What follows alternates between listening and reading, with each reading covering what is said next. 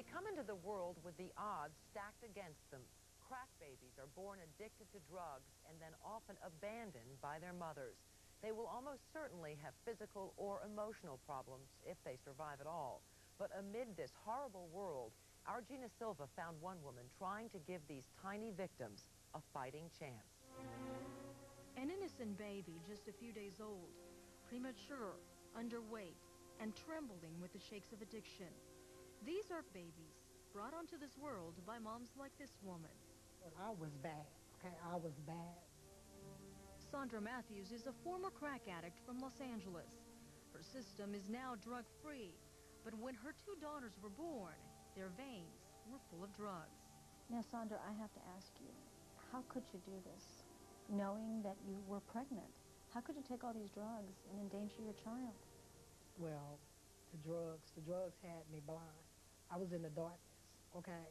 My love was the drugs, and I felt as babies and nobody else was going to stop me from doing my drugs. With help from her family, Sandra managed to kick a 10-year drug addiction, and now she's fortunate to have her two daughters by her side. But not all babies addicted to crack have the same fate. Many face a lifetime of problems, and they are usually unwanted babies. In most cases, it seems only a guardian angel could be their savior.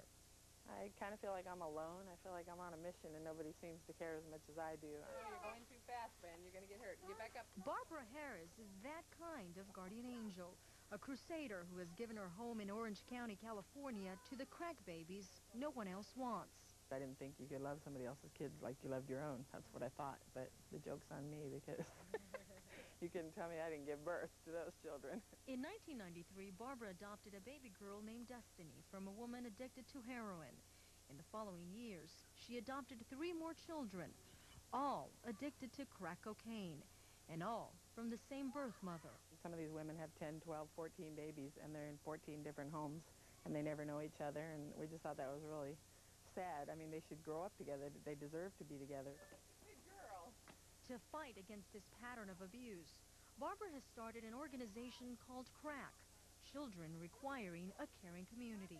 What is it that you were trying to do to make a change? I'm going to go out into the streets and offer addicted women money to use birth control.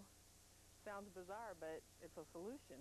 If I can get them to use Norplant, and that's 5 to 7 years that they can't have any more babies. That's the most important thing. But first, she'll need substantial funding, money she hopes to raise by making people understand the pain babies go through when they're addicted to crack.